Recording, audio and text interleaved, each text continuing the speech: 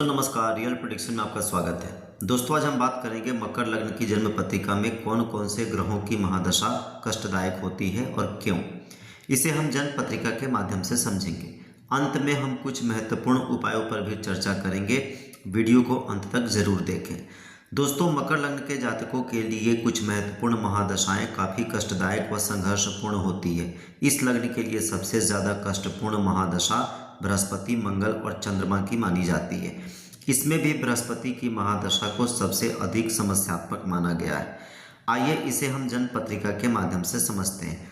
दोस्तों, इससे पहले कि हम अपनी चर्चा को आगे बढ़ाएं, आपसे नम्र निवेदन है कि कृपया चैनल को लाइक व सब्सक्राइब कर हमें प्रोत्साहित करें।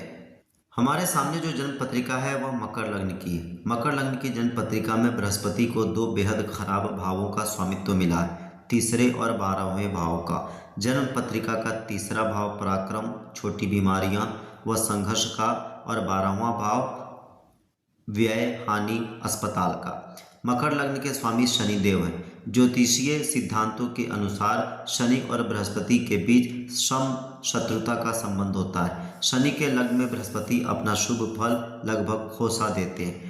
बृहस्पति की महादशा 16 वर्ष की होती है। इस महादशा में जातक को अत्यधिक खर्चों का सामना करना पड़ता है।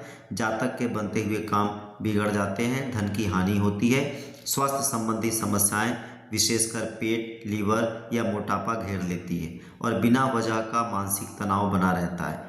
अब हम बात करेंगे मंगल की महादशा का। दोस्तों, मकर लग्न के लिए मंगल सबसे बड़े अकारक ग्रह माने जाते हैं।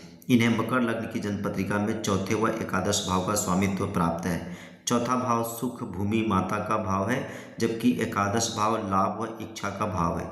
शनि और मंगल में प्रबल शत्रुता है। मंगल की 7 वर्ष की महादशा में घरेलू शांति भंग होना, माता की सेहत खराब होना, संपत्ति विवाद, दुर्घटनाएं, रक्त संबंधी समस्याएं और बनते कामों में अचानक रुकावटें आना शामिल है। चंद्रमा की महादशा। चंद्रमा मकर लग्न के लिए 7वें भाव का स्वामी है। 7वां भाव विवाह व साझेदारी का भाव है। 7वां भाव मारक भाव भी कहलाता है। मारक भाव का स्वामी होने के कारण चंद्रमा मकर लग्न के लिए मारक ग्रह बन जाता है। चंद्रमा की 10 वर्ष की महादशा में वैवाहिक जीवन में तनाव, व्यापारिक साझेदारी से समस्या, मानसिक अशांति, डिप्रेशन और स्वास्थ्य में उतार चढ़ाव का सामना करना पड़ सकता है। दोस्तों, मकर लग्न के जातकों के लिए कुछ महादशाएं मिश्रित या मध्यम कष्टदायक होती है। सूर्य की महादशा। सूर्य मकर लग्न की जन्म पत्रिका में 8वें भाव का स्वामी होता है। 8वां भाव आयु, संकट या अचानक बदलाव का भाव है। लग्नेश शनि के साथ सूर्य की घोर शत्रुता है। हालांकि अष्टमेश होने के कारण इन्हें पूरी तरह मारक नहीं माना जाता, फिर भी सूर्य की 6 वर्ष की महादशा में मान सम्मान में कमी, पिता से वैचारिक मतभेद, सरकारी कामों में रुकावट और अचानक कोई बड़ा संकट आ सकता है। राहु केतु की महादशा। दोस्तों, राहु केतु की महादशा का फल इस बात पर निर्भर करता है कि वे जन्म पत्रिका के किस भाव में बैठे हैं और उन पर किन ग्रहों की दृष्टि है। यदि वे जन्म पत्रिका के 6ठे, 8वें या 12वें भाव में हो तो मानसिक भ्रम, अचानक धन हानि और अज्ञात बीमारियां दे सकते हैं। दोस्तों, कोई भी महादशा 100% अच्छी या बुरी नहीं होती।